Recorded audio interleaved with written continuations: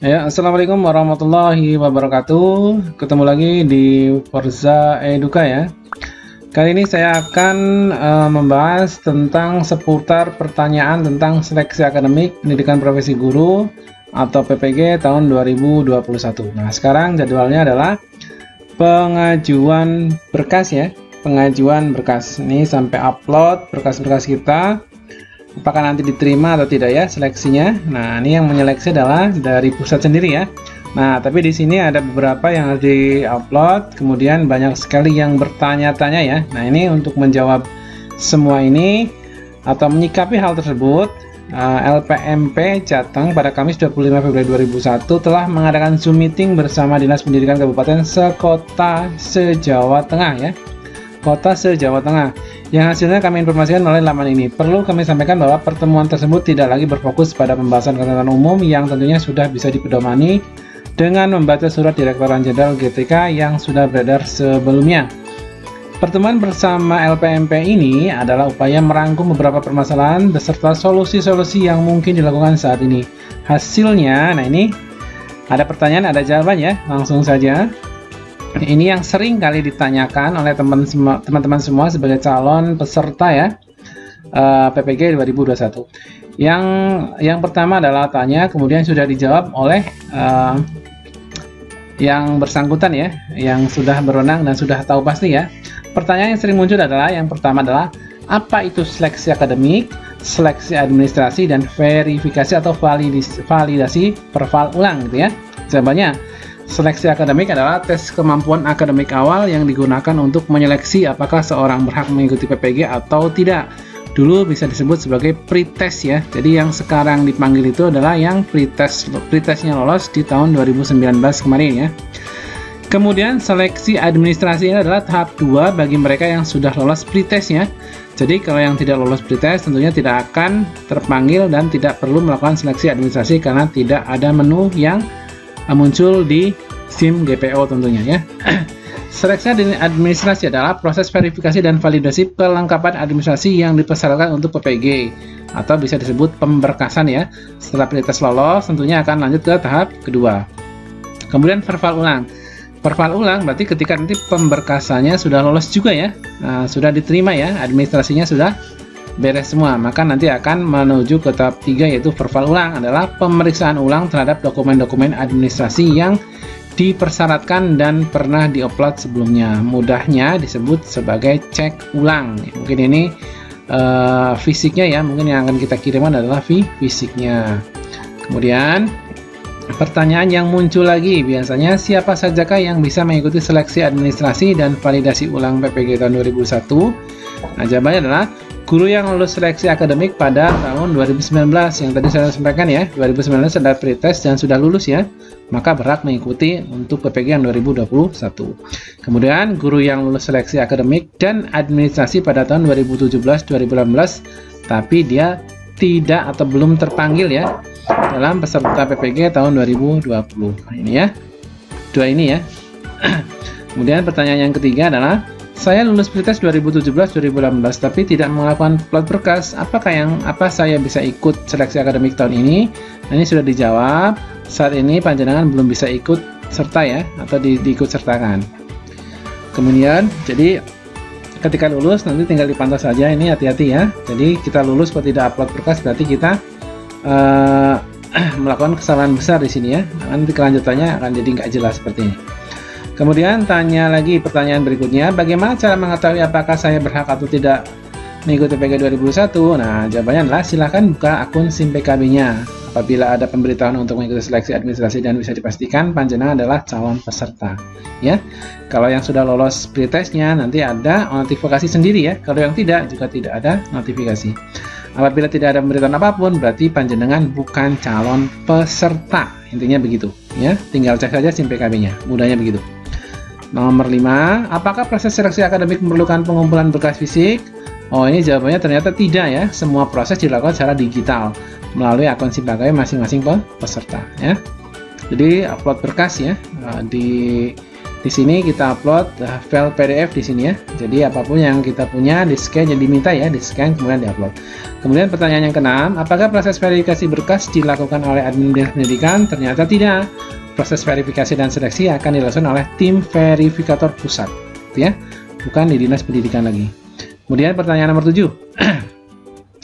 Misal saya keliru melakukan upload berkas di luar yang dipersyaratkan bagaimana? Nah, ini akan muncul pemberitahuan di akun SIM PKB panjenengan dengan status berkas dikembalikan. Proses upload dan perbaikan akan berlangsung antara tanggal 22 Februari sampai dengan 7 Maret 2021. Selama rentang waktu tersebut, kami sarankan untuk selalu membuka akun SIM PKB masing-masing, sehingga panjenengan mengetahui apabila diminta untuk perbaikan berkas. Nah, ini jadi kalau sudah mengajukan berkas, jangan santai-santai saja, tetap dicek setiap hari ya. Siapa tahu nanti ada berkas yang salah dan perlu diperbaiki ya. Jadi nanti akan ada pemberitahuan, ada berkas yang dikembalikan, dengan kata lain pengembalian berkas itu harus diperbaiki dengan berkas yang benar. Nomor 8. Pada SIM PKB diminta upload SK pengangkatan pertama. Status saya saat ini adalah CPNS, sedangkan pada saat pretest saya berstatus non PNS. Berkas apa yang saya upload? Nah, ini banyak sekali kekeliruannya. Jadi SK pengangkatan pertama itu yang sesuai dengan TMT yang ada di Dapodik ya. Nah, ini penjelasannya. SK pengangkatan pertama adalah yang dimaksud adalah SK yang mengangkat panjenengan menjadi guru untuk pertama kalinya, apapun status kepegawaiannya, entah itu honorer, entah itu pegawai tidak tetap gitu ya. Nah, ini adalah SK pertama Anda diangkat sebagai guru.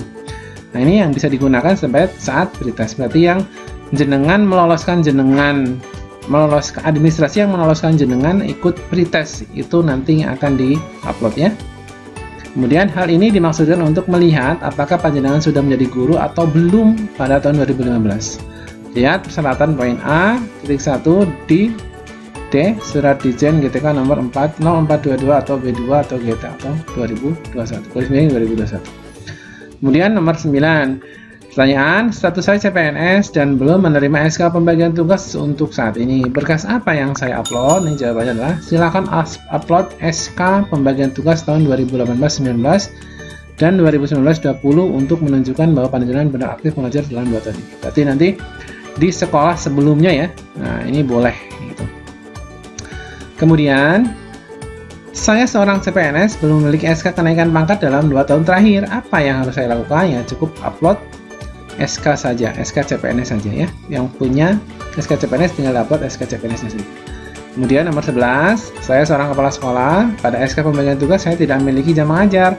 Apa yang harus saya lakukan? Ini jawabannya cukup upload SK kepala sekolah. Cukup upload SK kepala sekolah menyambung dengan SK pembagian tugas pada kolom SK penugasan untuk menunjukkan bahwa panjenengan berstatus sebagai kepala sekolah. Ya, SK kepala sekolahnya di-upload, kemudian digabung dengan SK pembagian tugas ya. Jadi nanti 2 SK kepala sekolah dan pembagian tugas dijadikan satu, kemudian di PDF-kan baru di-upload. Kemudian pertanyaan berikutnya, berapa batasan ukuran file yang bisa di-upload? Nah, ini 1,5 MB gitu ya. Jadi ada 3 file, bisa jadi maksimal harus 1,5 MB ya. Jadi 3 jadi 1 file saja, semuanya diminta 1 file ya. SK penugasan dari sekolah kami jumlahnya berlembar-lembar, padahal batasan upload dokumen adalah 1,5 MB. Bagaimana caranya? Nah, ini baru saja saya katakan ya. Dijadikan satu ya, misalkan 4 lembar jadikan 1 file ya. Nah, kemudian di PDF-kan. Kemudian nanti kalau lebih dari 1,5 MB tinggal dikompres saja ya. Nah, asalkan jangan sampai dia batasannya 1,5 maksimal ya. Kurang dari 1,5 tidak apa-apa ya. Setelah dikompres harus di bawah 1,5 atau pas 1,5 ya. Saya guru yayasan yang SK pengangkatan sebagian GTA ya diterima dalam sekali saja, padahal ada syarat untuk mengupload SK pengangkatan 2 tahun terakhir ya. Cukup upload SK panjenengan yang dimiliki tersebut saja gitu ya. Kemudian TMT pertama saya sebagai guru adalah tahun 2014, tapi di SIM PKB tertulis 2019. Padahal di Dapodik sudah benar, yaitu 2014. Apakah nanti saya bermasalah? Tidak. Tim verifikator pusat sudah memiliki data lulusan pretest 2017, 2018, dan 2019 yang nantinya akan digunakan sebagai data pembanding dan referensi. Tidak masalah ya. NUPTK saya sudah terbit tetapi belum tercantum pada SIM PKB. Apakah saya bisa tetap mengikuti seleksi PPG 2021? Bisa ya. Nanti tinggal cantumkan saja di fakta integritasnya ya, NPTK ya. Kemudian, saya seorang guru non PNS di sekolah negeri. Apakah saya boleh mengupload SK pengangkatan dari sekolah kepala sekolah saat ini? Nah, boleh, tapi harus dilegalisir ya. Ini malah diboleh, boleh. Kalau ngupload sih boleh, tapi pastinya akan dikembalikan atau ditolak. Karena SK pengangkatan yang diakui untuk guru non PNS ternyata harus yang ditandatangani oleh kepala dinas ya, bukan dari kepala sekolah. Jadi jangan yang SK dari kepala sekolah, ini jelas ditolak ya. Jadi yang ditandai oleh kepala dinas. Saya guru yayasan, apakah SK pengangkatan saya sebagai guru wajib ditandai oleh ketua yayasan? Ya tentunya wajib ya. Ada beberapa data saya yang tidak sesuai antara SIM PKB dan Dapodik. Apa yang harus saya lakukan? Apakah data SIM PKB bisa diedit oleh admin dinas? Nah, kemudian jawabannya adalah data SIM PKB tidak bisa dirubah kecuali melalui Dapodik. Silakan melakukan perbaikan oleh OPS atau operator sekolah dan jangan lupa melakukan sinkron. Ya. Nomor berikutnya. Ada berapa data SIM PKB yang tidak bisa saya rubah melalui Dapodik? Utamanya data saat mengikuti pretest, example, mapel, ijazah. Mengapa demikian? Nah, ini jawabannya adalah data pada saat mengikuti pretest merupakan data dasar panjenengan sebagai calon peserta PPG 2021, sehingga tidak bisa diubah-ubah sewaktu-waktu. Perbedaan data itu juga tidak mempengaruhi hak panjenengan untuk mengikuti PPG. Nggak masalah ya. Tanya, saya guru SD, dulu mengikuti pretest bahasa Inggris dengan berbekal ijazah S1 bahasa Inggris. Saat ini saya sudah memiliki ijazah S1 PGSD. Apakah saya boleh ikut PPG dengan mapel guru kelas SD? Ternyata tidak boleh ya. Ini disesuaikan dengan dulu pretestnya dia mengajukan sebagai guru apa, intinya kan begitu. Kalau dia mengajukannya saat itu dengan S1 bahasa Inggris ya berarti sekarang kalau dia lolos berarti dia harus ikutnya ya mapel bahasa Inggris. Nomor 22, SK pembagian tugas yang diupload apakah harus per semester? Nah, ini ada yang per semester, ada yang per tahun ya. Kalau per semester ya tinggal per semester 1-2 digabung, 3-4 digabung ya, 1-2, 3-4 digabung.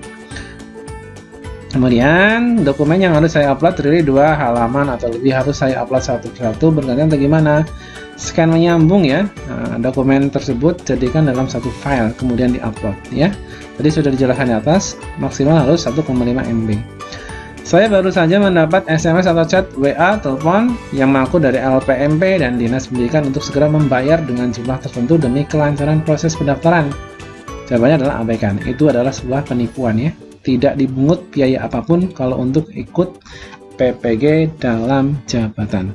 Nah, ini demikian hasil rangkuman pertanyaan dan jawaban yang sekiranya bisa kami bagikan saat ini kepada calon peserta PPG tahun 2021. Semoga bisa membantu. Saya akhiri, jangan lupa klik like, share, komen, dan subscribe. Terima kasih, sampai jumpa di video saya berikutnya. Assalamualaikum warahmatullahi wabarakatuh.